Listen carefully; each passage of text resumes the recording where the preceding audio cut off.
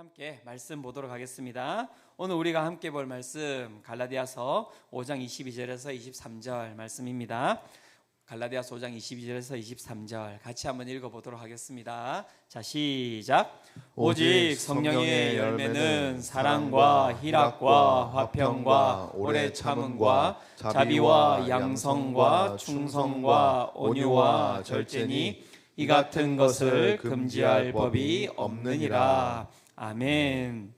자, 이제 성령의 열매, 그 가운데서 이제 마지막 열매입니다. 그죠? 예, 절제에 대해서 우리가 한번 살펴보고자 합니다. 이 시대를 이야기할 때 많은 어떤 단어들이 있을 것이라고 생각이 듭니다. 하지만 그 많은 단어들 가운데 이 시대를 어떤 시대입니까? 라고 이야기할 때 제 가운데 딱 눈에 들어왔던 단어는 무엇이냐면 과잉이라는 단어입니다. 과잉의 뜻은 무엇입니까? 예정하거나 필요한 수량보다 많은 상태, 이것을 갖다가 과잉이라고 이야기를 하고, 이 시대를 우리는 과잉의 시대다, 필요한 것을 넘어서 불필요한 것들까지 어떻게 해요? 우리가 소비하면서 살아가는 시대가 바로 이 과잉의 시대다라고 이야기를 할 수 있는 것이죠. 이 과잉의 시대를 잘 보여주는 것이 있는데, 그것이 어디냐면 바로 창고형 대형마트가 우리가 살아가는 이 시대가 과잉의 시대임을 잘 보여주고 있습니다. 여러분, 창고형 대형마트 가면 딱 뭐가 많이 보입니까? 그 가운데 여러분, 많은 물품들이 그 가운데 딱 이렇게 쌓여 있는 것들이 다 보이고 있죠. 그죠? 그런데 중요한 건 소비하는 사람들보다 그 물품들이 훨씬 더 많이 여러분 진열되어 있는 것을 볼 수 있을 것입니다. 그렇다면 그 물품들은 어떤 물품들입니까? 진열하기 위해서 놔둔 물품들일까요? 그렇지 않죠.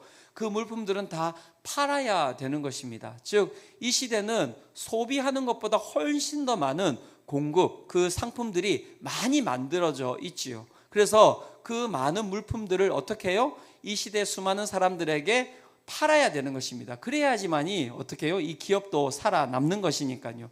그래서 팔기 위하여서 이 기업들은 어떻게 합니까? 소비하게 하기 위하여서 기업들이 하는 것이 우리의 욕구를 갖다가 자극하는 거예요. 욕구를 자극해서 이 물건들을 빨리빨리 팔아야 되기 때문에 그런 것이죠. 그래서 그 욕구를 자극하는 것이 무엇입니까? 바로 광고죠. 광고. 홍보하는 것이고, 그 가운데 창고형 이 대형마트 가면 우리가 기뻐하는 것들이 있죠. 뭡니까? 시식. 네, 그죠? 예. 그래서 어떻습니까? 대형마트 갈 때 저희들이 다 살 것들에 대해서 다 적어서 가죠. 근데 적어서 가면 적어서 딱 그 살 것들만 사가지고 오십니까? 그렇지 않죠. 대부분 그렇지 않습니다. 왜입니까? 이 돌다 보면 눈에 탁 들어오는 게 있거든요. 저거 필요했는데. 근데 솔직히 생각하면 필요한 게 아니라 불필요한 것들인데 내 눈을 자극한 거예요. 그죠? 또 가다 보면은 고기 굽는 냄새가 나면 우리가 그쪽으로 갈 일이 아닌데 어떻습니까? 카트를 몰고 또 글로 가지 않습니까? 그래서 꼭 또 기다립니다. 이렇게 줄 서가지고 기다려서 그거 한 점 꼭 먹어야 되거든요. 한 점 먹고 나면 딱 생기는 게 무엇입니까? 내 가운데 고기를 사야 되나라는 욕구가 일어나는 거예요. 즉 무엇입니까? 내 가운데 그러한 욕구들이 없었는데도 불구하고 세상이 우리의 욕구를 갖다가 자극해서 어떻게 해요? 우리 가운데 이 소비를 하도록 강요하는 것입니다. 강요. 그래서 훨씬 많은 것들을 소비하도록 강요당하면서 살아가는 세상, 이게 바로 과잉의 시대를 살아가는, 이 시대를 살아가는 현대인들의 모습이라고 이야기를 하고 있는 것이죠. 그래서 세상은 우리의 눈, 우리의 귀, 우리의 코, 그 다음에 우리의 혀, 우리의 피부, 이것들을 끊임없이 민감하게 만들어 놓는 거예요. 그래서 핸드폰도 마찬가지입니다. 핸드폰이 부서지지 않았어요? 통화도 다 가능해요? 그런데 새로운 폰이 나오잖아요? 그럼 어떻게 됩니까? 그걸 갖다가 바꿔서 사야 되는 거예요. 차도 마찬가지입니다. 우리나라 차가 10년이 안 간다고 이야기하지 않습니까? 한 3년에서 5년 되면 사람들이 다 바꾼대요, 차를. 왜요? 그 가운데 눈이 현혹되기 때문에 그런 거예요. 과잉의 시대를 살아가는 것이죠. 예정되었던 게 아니에요. 내가 하는데 필요한 게 아니에요. 그런데 세상은 그것을 넘어서 불필요한 것들을 끊임없이 소비하도록 우리를 만들어 놓고 있는 것이고, 우리는 그 세상 가운데 어떻습니까? 길들여져 가고 있는 거예요. 길들여져 가고 있는 것이죠. 그래서 그 내 가운데 있는 내 눈과 내 귀와 그 다음에 내 코와 내 혀와 내 피부, 이 욕구를 갖다가 여러분 그것을 갖다가 만족시키지 못하는 삶, 그것을 갖다가 세상은 무엇이라고 이야기하는지 아십니까? 그것을 실패했다라고 이야기해요. 실패했다라고. 그래서 끊임없이 사람들은 내 이 오감을 갖다가 채워가기 위하여서 내 삶을 갖다가 갈아 넣는 것입니다. 그래가지고 하나 사는 거예요. 그래서 하나 뭐 이렇게 세탁기를 사고요. 세탁기 샀더니 또 세탁기만 있으면 됩니까? 건조기도 사고요. 그래서 하나하나를 끊임없이 사내는 것인데, 그것을 위해서 끊임없이 우리의 몸은 편안함을 추구한다고 생각하지만 훨씬 더 불편한 삶으로 끊임없이 살아가고 있는 것이 우리의 모습이다라고 이야기를 하고 있는 것이죠. 그런 과잉의 시대를 살아가는 우리의 모습들, 또한 그 과잉의 시대 가운데 끊임없이 우리를 자극하고 있는 그러한 세상, 그 자극적인 세상이 가장 잘 드러나고 있는 여러분 그 장소가 있는데, 그것이 어디냐면 바로 SNS입니다. SNS는 우리가 가지고 있는 이 욕구를 갖다가요 끊임없이 자극하고 있죠. 이 월스트리트 저널에서 나왔던 기사를 한국에서 인용해서 다시 기사를 쓴 것 같은데요, 이러한 기사가 나왔습니다.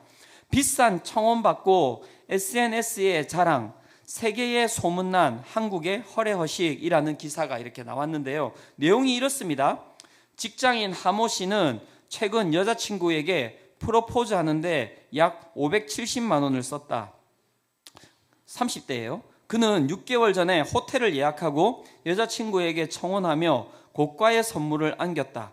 하 씨는 호텔에 카메라 3대를 설치하고 청혼 과정을 찍은 뒤 어디에 올렸을까요?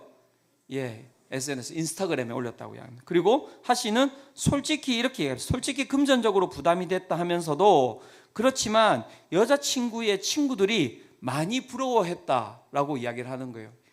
필요하지 않은 불필요함이죠. 하지만 그것을 위하여서 어떻게 해요? 570만 원이라는 돈을 여러분 사용을 한 것이죠. 그렇죠? 그래서 이 부분에 대해서 기사가 이렇게 계속 이야기하고 있습니다. 실제로 인스타그램에서 호텔 프로포즈라고 검색하면 44,000여 개가 넘는 게시물이 확인된답니다. 44,000여 개. 하나에 그냥 우리가 10초씩만 본다면 여러분 24시간 자지 않고 5일에서 6일 동안을 계속해서 봐야 되는 양이에요. 어마어마한 양이죠. 그런데 이 양이 나오는데, 이 게시물 중에는 값비싼 꽃, 값비싼 풍선, 값비싼 샴페인으로 장식된 공간에 보석 장신구나 명품 가방들이 배치된 사진들이 99%, 거의 모든 사진들이 그렇게 이제 되어 있는 것이죠. 그래서 우리는 검색하러 들어가는 거예요. 프로포즈 이렇게 검색하러 들어가면 이 정보가 44,000여 개가 쭉 뜨는 거예요. 그러면 어떤 생각이 들겠습니까? 내가 이것을 채울 수 있으면 내가 성공한 거예요, 내 삶이. 그런데 이것을 내가 하지 못하면 나는 어떤 삶이에요? 나는 루저가 된다라고 생각하는 거예요. 실패했다라고 생각하는 거예요. 그래서 이 시대 수많은 우리 청년들이 그 실패감을 가지고 살아가는 이유는 무엇이냐면 SNS 때문입니다. SNS 보지 마세요. 하지 마세요. 저도 인스타그램 저는 안 합니다. 페이스북도 안 하고요. 그리고 유튜브도 여러분 보시면, 내가 하나만 보신 적 있으세요? 하나만 봐야지라고 이야기하면 그렇게 안 놔두죠. 이 정보의 과잉 시대 하고 나면 그 다음날 아침이에요. 봤더니 그런 일들이 마구 벌어지지 않습니까?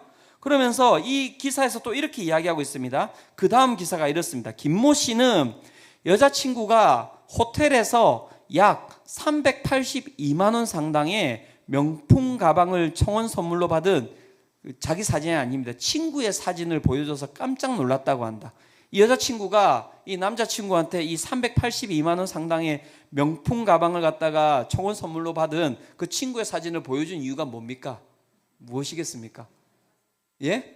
이렇게 살지 말자 이렇게 해서 보여줬겠습니까? 그렇지 않죠. 달라는 거 봤지? 이 정도 해야 되는 거야. 그렇게 이야기를 하는 거죠. 그래서 이 김 씨가 뭐라고 이야기하냐면, 김 씨는 올해 여름으로 계획했던 청혼을 연말로 미뤘다. 6개월을 미뤘어요. 그리고 김 씨는 이 정도면 저축할 시간이 있을 것이라고 덧붙였다. 여러분 6개월 동안 이 사람은 또 뼈 빠지게 일해야 되는 거예요. 24시간 투잡, 쓰리잡, 포잡 그렇게 해가지고 뭐 어떻게 해요? 이 382만 원 만들어가지고 호텔 잡고 그 다음에 명품 가방 사가지고 그렇게 여자한테 주면, 그것을 받는 여자의 얼굴을, 행복한 얼굴을 보면 자신 마음 가운데 뭐라고요? 내가 성공했구나. 그게 있는 거죠. 이게 이 시대가 요구하는 삶이라고 이야기를 하고 있는 것이죠. 인간의 욕구가 무엇인지를 세상은 정확하게 알고 있습니다. 그리고 그 욕구가 어떻게 해요? 멈추지 못하도록 만들어놨어요. 멈추지 못하도록. 끊임없이 그 욕구를 어떻게 배설하도록 만들어 놓은 거죠. 그래서 배설되지 않는 그 욕구를 우리는 무엇이라고 이야기합니까? 불만족. 그 불만족이 커지면 우리 가운데 무엇이 생깁니까? 그 가운데 분노가 생기는 거예요. 그리고 그 가운데서 아니면은 자괴감이 생기고 실패감이 생기는 거죠. 예전에는 그 가운데 분노가 생긴다 하더라도 내 욕구가 채워지지 않는다 할지라도 사람들이 절제할 수 있었어요. 참으면서 살아왔어요. 그런데 여러분 아시죠? 이제는 세상이 바뀌었습니다. 내 가운데 그 욕구가 채워지지 않는 그 분노가 쌓여갈 때 어떤 일이 발생합니까? 그래서 지금 일어나고 있는 사건들이 다 그 사건들이에요. 다른 일이 아닙니다, 여러분. 이 서울 경기 지역에서만 또 유독 그런 일들이 많이 일어나죠. 왠 줄 아십니까? 서울 경기 지역은 이 사람의 욕구로 똘똘 뭉쳐진 지역이기 때문에 그래요. 그런데 그 가운데 그것을 다 채우면서 살아가는 사람 몇 명이 되겠습니까? 1%. 99%는 그것을 채우면서 못 살아가요. 그러니까 막 그 욕구가 안에서 불만족이 끊임없이 튀어나오는데 그것이 이제 절제가 되지 않으니까 일어나는 일이 무슨 일입니까? 신림동 대낮 성폭행 사건. 그게 바로 그거예요. 저는 놀랐어요. 그 사건을 읽어보는데 여러분 경찰이 잡아가지고 너 왜 이렇게 했냐 이렇게 이야기했더니 저는 마약이나 했거나 뭐 이럴 줄 알았어요. 그런데 마약도 안 했어요. 술도 안 마셨어요. 이 사람은 정신병에 대한 경력도 없어요. 말짱해요. 그런데 이 사람이 딱 한마디 합니다. 강간하고 싶어서 그렇게 했다. 딱 그 한마디로 끝났어요. 무엇입니까? 자기 가운데 있는 이 욕구가 절제가 안 되는 거예요. 그러니까 어떻게 해요? 그 여자분 죽었잖아요. 여러분 아세요? 네. 역시 우리 성도님들은 세상이 어떻게 돌아가시는지 항상 말씀만 보고 살아가셔서 이렇게 네. 제가 보면서 너무 충격을 받는 게 여러분 그 길이 사람들이 많이 다니는 길이래요. 많이 다니는 길. 그리고 여러분 새벽이 아니잖아요. 대낮입니다. 대낮. 그것도 사람들이 많이 다니는 대낮에 이 사람이 이 일을 행했다고 하는 게 여러분 무엇을 뜻하는 것입니까? 이제 이 사회는 이 욕구를 갖다가 더 이상 여러분 막을 수 없는 세상이 되었다는 거예요. 신림동의 칼부림 사건 일어나고 나서부터 해가지고 지금 난리가 났죠. 그죠? 지금 하루에 한두 건씩 계속 일어나고 있습니다. 어제도 보니까 50대가 지하철에서 칼을 휘둘러 가지고 또 2명이 이렇게 상해를 당했대요. 지금 이제 더 이상 우리 가운데 있는 욕구는 끊임없이 세상에 부풀려 놓고요. 중요한 건 그 욕구가 멈추지 않는 거예요. 수많은 사람들이 그 가운데서 어떻게 되고 있습니까? 병들어가고 있는 거예요. 병들어가고 있는 거. 오늘 우리 성도님들을 그런 병들어가고 있는 상황 가운데 있지 않습니까? 세상의 그 욕구 가운데 잘못된 메시지를 듣고 내 가운데 불만족으로, 내 가운데 분노로, 내 가운데 자괴감으로, 내 가운데 실패감으로 그냥 마음을 덜썩 내려놓고 그렇게 그냥 세상에 끌려서 살아가고 있지는 않습니까? 멈추지 않는 세상 가운데, 여러분이 멈추지 않는 세상 가운데 정말 필요한 것이 무엇입니까? 무엇이 필요하다고 생각하십니까? 정말 필요한 것이 무엇인지 아십니까? 그것은 바로 브레이크예요. 브레이크가 없으면 이 세상은 여러분 끝도 없이 그냥 한도 끝도 없이 나갈 겁니다. 그래서 이 세상 가운데 진정한 행복, 그것은 어디에 있습니까? 이 세상 가운데 진정한 여러분 생명은 어디에 있습니까? 그것은 브레이크 있는 삶에 있다라고 이야기를 할 수 있는 것이죠.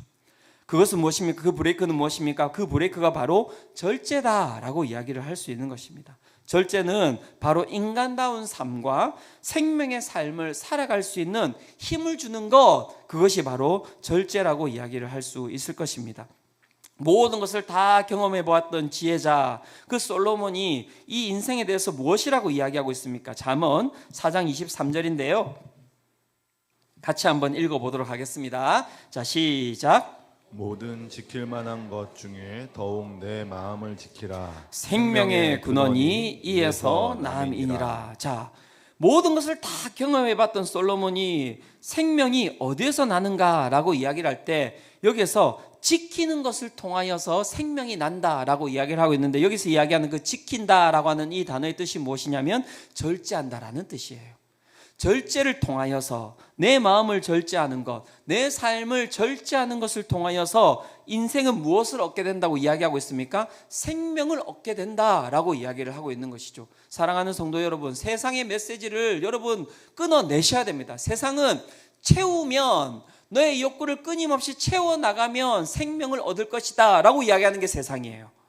너의 욕구를 끊임없이 너가 그 가운데 누리면서 살아가면 그 가운데 행복이 있을 것이다, 그 가운데 생명이 있을 것이다 라고 이야기하지만 성경은 무엇이라고 이야기합니까? 그것은 파멸의 길입니다. 거기는 생명이 없어요. 생명은 어디에 있습니까? 내 욕구를 갖다가 브레이크할 때, 절제할 때, 그때에 우리 가운데 생명이 나온다라고 이야기를 하고 있는 것이죠.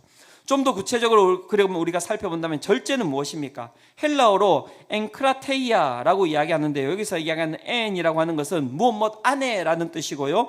크라테이아는 힘이라고 하는 것을 뜻하는 것입니다. 즉 힘 안에 있는 것, 통제할 수 있는 힘 안에 있는 것, 그것이 바로 절제다라고 이야기를 하고 있는 것이고요. 다른 말로 이야기하면 절제는 욕망과 원칙이라고 하는 이 두 가지의 힘 가운데, 욕망이라는 힘이 있고 우리의 삶 가운데 원칙이라는 힘이 있다면 그 욕망과 원칙이라는 힘 가운데 원칙을 따라가는 것, 그것이 무엇입니까? 바로 절제다라고 이야기를 하고 있는 것이죠. 끝없는 욕망과 파멸로 가는 길을 막는 절제, 생명의 길 절제, 충만의 길 절제. 그렇다면 이 절제라고 하는 열매는 어떻게 맺을 수 있는 것일까요? 두 가지를 이야기하고자 하는데요. 첫 번째는 무엇이냐면 말씀에 거해야 하는 것입니다. 성경은 인간의 욕구가 무엇인지를 정확하게 보여주고 있는데요. 그 욕구를 갖다가 딱 세 개로 이야기를 하고 있습니다. 첫 번째는 무엇이냐면 육신의 정욕이라고 이야기하고 있고요. 두 번째는 안목의 정욕, 우리 눈의 정욕들, 보이는 것들의 정욕. 그 다음에 세 번째는 이생의 자랑, 내 가운데 있는 명예심이라고 이야기를 하고 있습니다. 아담이 범죄한 이후로 이 세 가지의 욕구, 육체의 정욕과 안목의 정욕과 이생의 자랑이라고 하는 이 세 가지의 욕구를 절제할 수 있었던 인간은 없었습니다. 모든 인간이 다 이 세 가지의 이 욕구 가운데 어떻게 해요? 쓰러져 버린 것이죠. 그래서 그 가운데서 무절제의 삶으로 살아갈 수밖에 없는, 다윗 또한 마찬가지 아닙니까? 다윗도 그렇게 절제를 잘하는 사람이라고 생각했지만 결국에는 한 여인 앞에 쓰러져 버렸죠. 그죠? 그것이 바로 인간의 모습이다라고 이야기를 하고 있는 것이죠. 하지만 이것을 이겨낸 분이 한 분 계신데 그분이 누구시냐면 바로 예수 그리스도이십니다. 예수 그리스도를 통하여서, 그의 모습을 통하여서 우리는 절제가 무엇인지를 깨달아 알 수 있는 것이죠. 마태복음 4장에 가면은 예수님께서 광야에 가셔서 마귀에게 시험을 받는, 유혹을 받는 장면이 나오는데요. 예수님께서 이 유혹을 받는 장면, 시험을 받는 장면을 통하여서 절제가 무엇인지를 우리에게 보여주고 계시는 것입니다. 예수님께서 첫 번째 받았던 시험이 무엇입니까? 마태복음 4장 3절인데요. 이렇게 이야기를 하고 있습니다. 시험하는 자가 예수께 나와서 이르되 네가 만일 하나님의 아들이여든 명하여 이 돌들로 떡덩이가 되게 하라. 예수님께서 40일 동안 그 광야 가운데서 여러분 그 금식을 하셨어요. 그러니까 배가 얼마나 고프셨겠습니까? 그죠? 그런데 그 가운데 이제 마귀가 와서 시험을 하는데 어떤 시험을 합니까? 이 돌들로 떡덩이가 되게 하라. 충분히 예수님께서 하실 수가 있거든요. 그런데 예수님께서 어떻게 하셨습니까? 그 마귀의 시험에 응하지 않으셨죠. 그것을 넘어서셨습니다. 그래서 이 시험을 통하여서 예수님께서 어떤 시험을 이기셨는가라고 이야기할 때 육신의 정욕을 이기셨다라고 이야기를 하고 있고요. 두 번째 시험은 무엇이냐면 마태복음 4장 5절에서 6절인데요. 이렇게 이야기합니다. 이에 마귀가 예수를 거룩한 성으로 데려다가 성전 꼭대기에 세우고 이르되 네가 만일 하나님의 아들이여든 뛰어내리라. 기록되었을 때 그가 너를 위하여 그의 사자들을 명하시리니 그들이 손으로 너를 받들어 발이 돌에 부딪히지 않게 하리로다 하였느니라. 예수님께서 이 땅에 내려오신 가장 큰 이유는 무엇이냐면 하나님의 아들로서 이 땅을 구원하시기 위하여서 내려오신 것이죠. 그런데 사단이 예수님 가운데 혹한 이야기를 했어요. 어떤 이야기를 했냐면 고생하지 않아도 된다. 너가 이 성에서, 이 성 꼭대기에서 밑으로 뛰어내려가지고 죽지 않으면 기적이잖아요. 그 기적이 일어나면 그 기적을 통하여서 너의 이름이 이 세상 가운데 널리 퍼질 것이다. 그러니까 너의 이름을 널리 퍼뜨리기 위하여서 이 성전에서 뛰어내려라 라고 지금 유혹을 한 거예요. 그죠? 이게 무엇입니까? 바로 이생의 자랑이에요. 이생의 자랑. 우리 가운데는 명예심. 그죠? 이름을 날리고 싶은 마음들. 그죠? 이러한 명예심 가운데 또한 예수님은 어떻게 하셨습니까? 이 이생의 자랑을 이겨내셨습니다. 세 번째 시험은 무엇이었습니까? 마태복음 4장 8절에서 9절인데요. 이렇게 이야기합니다. 마귀가 또 그를 데리고 지극히 높은 산으로 가서 천하만국과 그 영광을 보여 이르되 만일 내게 엎드려 경배하면 이 모든 것을 내게 주리라.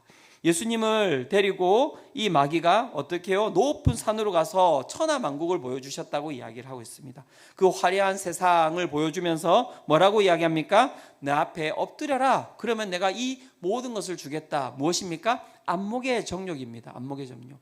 누가 남한산성을 올라가서 여러분들을 쫙 보시면 남한산성 송파부터 다 보이지 않습니까?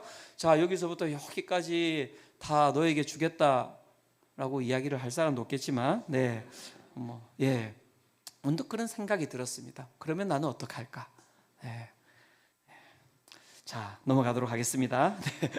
자, 예수님께서 이 안목의 정욕을 이겨내셨죠. 이 세 가지의 시험을 예수님께서 육신의 정욕, 그 다음에 이생의 자랑, 그 다음에 안목의 정욕을 다 이겨내셨는데 그것이 무엇입니까? 바로 절제겠죠, 절제. 그런데 어떻게 이 욕구를 갖다가 막아내셨을까요? 그것은 무엇이냐면 말씀을 통하여서 예수님께서는 이 모든 욕구를 이겨내셨다라고 이야기를 하고 있습니다. 말씀을 통하여서. 그래서 신명기 8장 3절, 신명기 6장 16절, 신명기 6장 13절 이 말씀을 가지고 오셔서 이 말씀을 통하여서 예수님께 다가오는 그 유혹, 예수님께 다가오는 그 시험을 예수님께서는 이겨내셨다라고 성경이 이야기를 하고 있는 것이죠. 절제, 그럼 우리가 어떻게 절제를 할 수 있을까요? 우리의 삶에 어떻게 브레이크를 여러분 걸 수 있을까요? 그 능력은 어디에서부터 오는 것일까요? 성경은 명확하게 이야기하고 있습니다. 우리의 삶의 브레이크는 말씀을 통하여서 오는 것이라고 이야기를 하고 있는 것입니다. 사랑하는 성도 여러분, 말씀을 받으시기를 축원합니다. 그래서 하나님께서 뭐라고 하셨습니까? 신명기 6장 6절에서 9절에 이렇게 이야기하고 있습니다. 오늘 내가 내게 명하는 이 말씀을 너는 마음에 새기고 내 자녀에게 부지런히 가르치며 집에 앉았을 때든지 길을 갈 때든지 누워있을 때든지 일어날 때든지 이 말씀을 강론할 것이며, 중요한 건 많은 분들이 이 말씀을 가지고 끊임없이 자녀들한테 너가 말씀을 읽어야 된다, 배워야 된다 이렇게 이야기하시는데 이게 아이들한테 하는 말씀이 아니라 이 말씀을 가르치는 부모에게 하는 말씀입니다. 왠 줄 아시죠? 부모가 말씀을 알아야지 가르치죠. 부모가 말씀을 살아야지 가르치죠. 그죠? 그런 부분에 있어서 무엇이라고 이야기합니까? 이 말씀을 너가 가지고 부지런히 이것을 배우고 앉았을 때든지 길에 갈 때든지 누워있을 때든지 일어날 때든지 끊임없이 그 말씀을 어떻게 해요? 기억하라는 것이죠. 8절에 또 이렇게 이야기합니다. 너는 그것을 내 손목에 메고 그 다음에 너의 미간에 붙여서 또 끊임없이 그것을 기억할 것이고, 9절에 보면 또 내 집 문설주와 바깥문에 기록할지니라. 네가 오고 가는 그 모든 것 가운데 이 말씀이 그 가운데 있어야 된다라고 이야기를 하고 있는 것입니다. 사랑하는 성도 여러분, 이 정도 말씀이 우리 가운데 붙어 있어야지 어떻게 할 수 있는 것입니까? 우리가 세상이 던져주는 메시지를 여러분 어떻게 해요? 이겨낼 수가 있는 것입니다. 사랑하는 성도 여러분, 말씀을 붙드시기를 축원합니다. 그래서 주보를 펴시면 그 가운데 신앙 강좌 신청서가 있어요. 그죠? 그게 뭐가 나옵니까? 90일 성경 통독반. 네. 성경 통독을 다시 이제 저희가 9월 11일부터 시작합니다. 많은 분들이 이걸 갖다가 1독하고 2독하는데 어떤 목표를 두시는데 이 성경 통독은 거기에 목적을 두는 게 아닙니다. 90일 동안 끊임없이 어떻게 해요? 성경을 내 눈에, 내 귀에, 그 다음에 내 혀에, 내 온몸에 어떻게 해요? 붙이고 다니기 위해서 이 성경 통독을 하는 거예요, 여러분. 그래서 사랑하는 우리 모든 성도 여러분, 정말 절제의 삶을 살기 위하여서 90일 성경 통독반에 다 들어오시기를 축원합니다. 예, 아멘. 예, 여러분 어려워하지 마세요. 자꾸 하다가 못하면 어떻게 해요? 괜찮습니다. 왜 그렇습니까? 내년이 있잖아요. 네, 내년이 있잖아요. 그죠? 그래서 할 수 있는 데까지 계속 내 삶 가운데 말씀을 달고 다니는 것이 필요하죠. 왜요? 말씀은 능력이거든요. 말씀은 능력이거든요. 그 말씀이 내 가운데 심기면요, 그 말씀은 세상의 모든 것들을 이겨내고 남는 능력이 되는 거예요. 제가 지난주에 이야기했던 그 내용 기억나십니까? 루비 브리지스, 이 아이 기억나십니까? 백인 전용 초등학교에 입학한 6살짜리 흑인 소녀.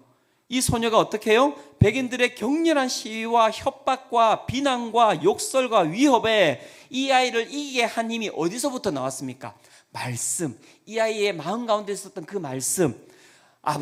목사님이 이야기해 주시고 어머님이 이야기해 주셨던 그 말씀. 나는 너희에게 이르노니 너희 원수를 사랑하며 너희를 박해하는 자를 위하여서 기도하라. 그 말씀이 이 아이의 이 마음 가운데 심기어져서 이 아이가 어떻게 했다고요? 자신을 비난하고 협박하고 욕설하고 위협하는 그 사람들을 어떻게 해요?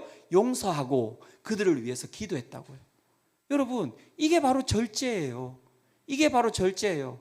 무엇을 절제했습니까? 이 아이가. 이 아이는 상처받지 않기로 여러분 절제한 거예요.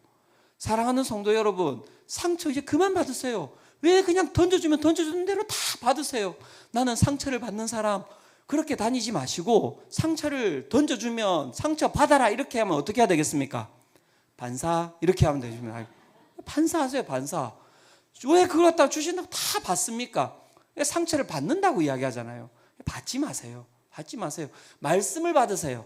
말씀을 받으면요, 누가 어떤 얘기를 하든지 누가 왜곡된 이야기를 하든지 상처받지 않습니다. 제가 그래서 살아가는 거예요, 여러분. 그렇지 않습니까, 여러분? 네. 그래서 제가 살아가는 거예요. 저는 마음에 진짜 정말 제 마음을 보여드리고 싶은데요, 뭐 우리 성도님들이 저에게 상처 주는 분도 안 계시지만, 예, 저는 상처 안 받습니다. 한번 도전해 보시겠습니까? 도전! 막 이러면서. 예. 상처 받지 않습니다. 왜요? 말씀이 있으니까요. 말씀이 있으니까. 상처를 받죠. 그런데 정말 신기해요. 말씀이 내 가운데 거하면요, 그 상처가 사라지게 되어 있는 거예요. 그것이 능력인 거예요. 사랑하는 성도 여러분, 이 예배를 통하여서 그 말씀의 능력을 받으시기를 축원합니다.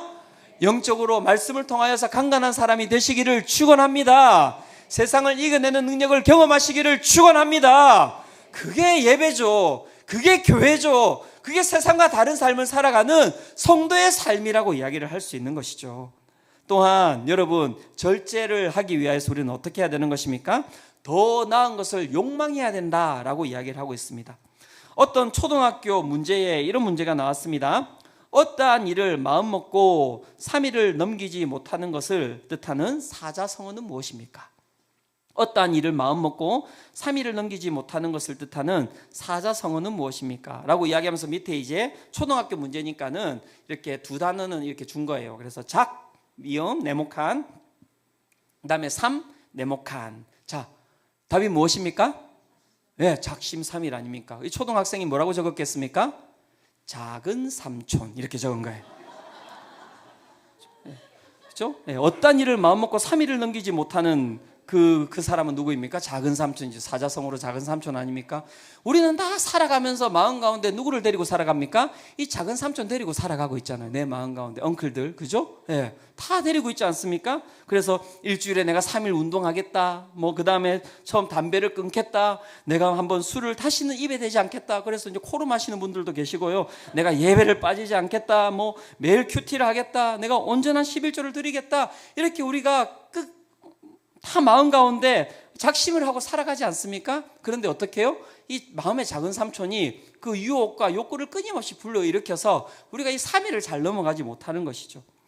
그러한 유혹과 그 다음에 욕구를 갖다가 이겨내기 위하여서 그 가운데 해야 되는 것이 무엇인가 라고 이야기할 때 더 나은 것을 갖다가 욕망해야 된다라고 이야기를 하고 있는 것이죠.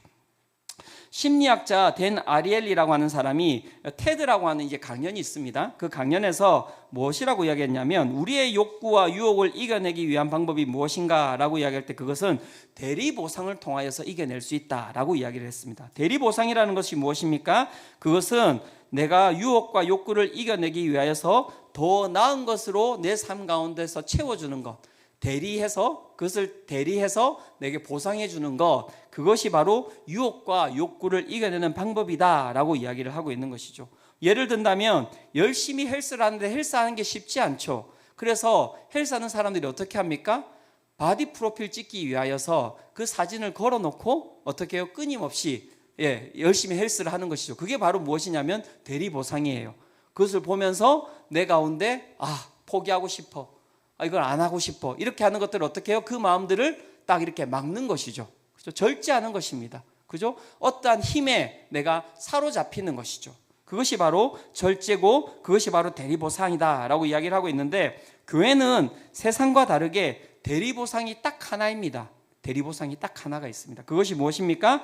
빌립보서 3장 7절에서 8절에 바울이 이렇게 이야기를 하고 있는데요, 같이 한번 읽어보도록 하겠습니다. 자, 시작. 그러나 무엇이든지 내게 유익하던 것을 내가 그리스도를 위하여 다 해로 여길 뿐더러 또한 모든 것을 해로 여김은 내 주 그리스도 예수를 아는 지식이 가장 고상하기 때문이라.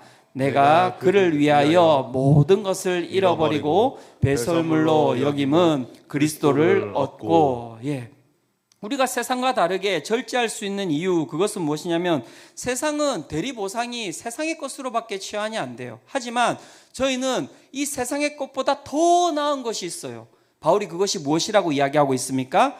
이 그리스도 예수를 아는 지식이 우리의 삶 가운데 대리보상이라고 이야기를 하고 있는 것입니다.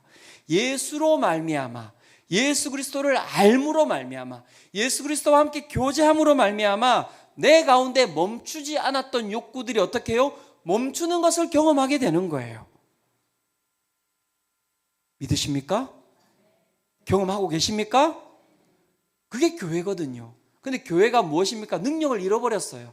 세상하고 똑같이 세상의 어떤 방법으로 끊임없이 절제를 이야기하는데 저희는 다릅니다. 이게 신비예요. 예수 그리스도를 만나면요, 세상의 욕구가 하나씩 하나씩 떨어져 나가게 되는 거예요. 예수님을 만나면 내 마음 가운데 여러분 있었던 그러한 왜곡된 성적인 욕구들이 여러분 끊어져 나가는 거예요. 예수님을 만나면 여러분, 내가 술을 좋아했는데 여러분 술을 좋아했던 그 여러분 모습들이 사라지게 되는 거예요. 믿으십니까? 예수님을 만나면 여러분, 분명히 내가 담배가 맛있었는데 어느 날 담배를 피는데 그 담배가 너무너무 맛이 없어지는 거예요. 왜요? 대리보상. 예수 그리스도께서 나와 함께 하시기 때문에 그렇습니다. 사랑하는 성도 여러분, 제가 왜 술을 마시지 않습니까? 마신다고 생각하십니까? 제가 왜 담배를 피지 않습니까? 목사여서요? 아니요. 예수님 만나서요. 예수님 만나서요. 저는 예수님을 믿기 때문에 담배를 안 펴요. 원인은 딱 그거 하나밖에 없습니다. 내가 왜 담배를 안 피지? 맛있어 보이는데? 왜 사람들은 저렇게 맛있게 피는데 나는 왜 저거를 안 피지? 제가 여러분 아무도 모르게 모자 쓰고 막 요즘은 좋지 않습니까? 마스크 이렇게 가리고 눈까지 다 가리고 가가지고 여러분 술 사와가지고 저 혼자 술 마시고 이렇게 하면 아는 사람이 누가 있겠습니까? 근데 왜 그렇게 하지 않습니까? 그렇게 하지 않는 이유 딱 하나밖에 없어요. 아무도 안 보는데요.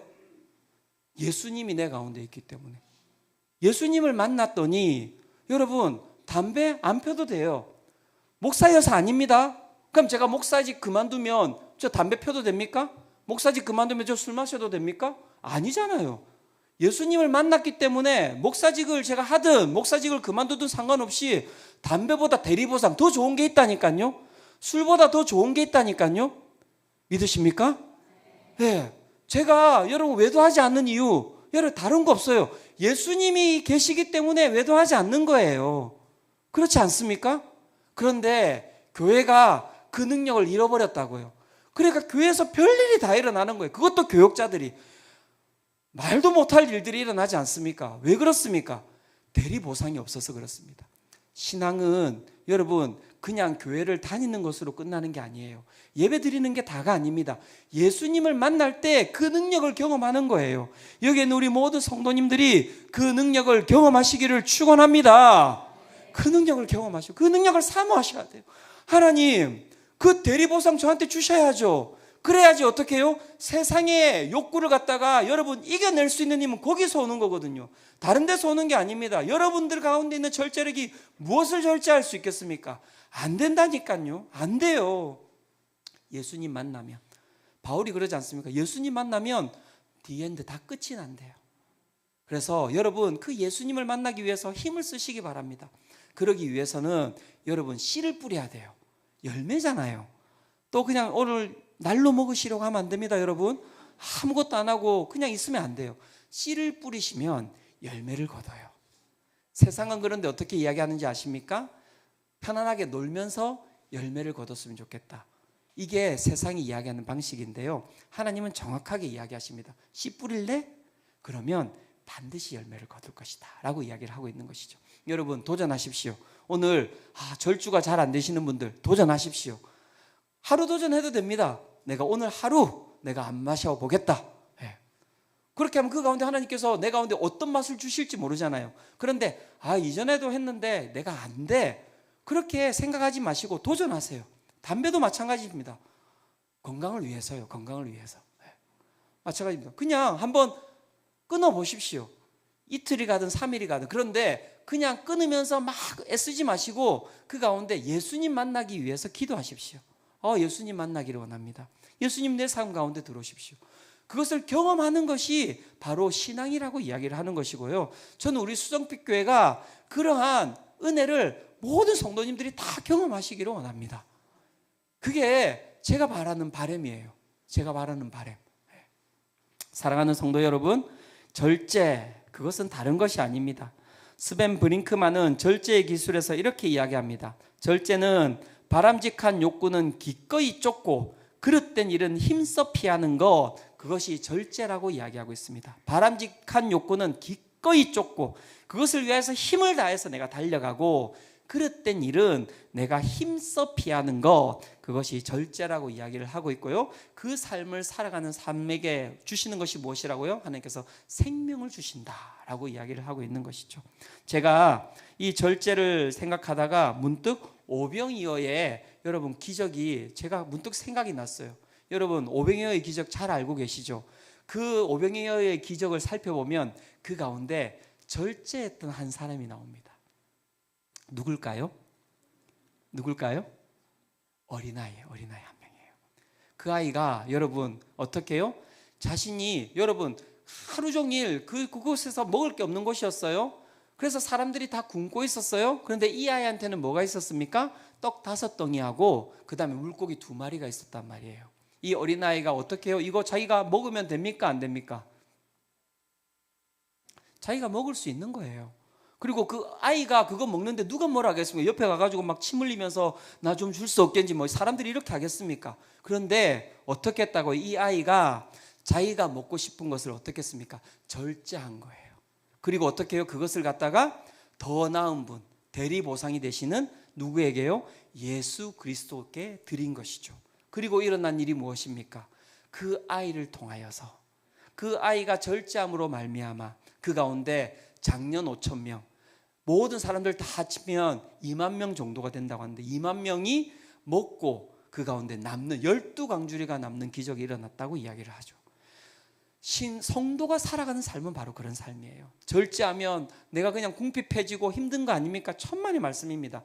절제하면 절제할수록 우리의 삶은 하늘에서 내려주시는 그 하나님의 축복으로 충만하게 흘러넘치게 되는 것입니다. 생명이 흘러넘치게 되고요, 세상이 감당하지 못할 삶이 되고요, 나만 잘 먹고 잘 살아가는 삶이 아니라 나와 함께하는 사람들이 그 가운데 나로 말미암아 그 가운데 그들의 욕구가 채워지는 은혜를 맛보게 되는 것이 바로 성도가 살아가는 삶이라고 이야기를 하고 있는 것입니다. 사랑하는 성도 여러분, 이 성령의 열매를 맺으시기를 축원합니다. 이 열매를 소망하시기를 바랍니다. 이것보다 더 축복된 삶이 어디 있습니까?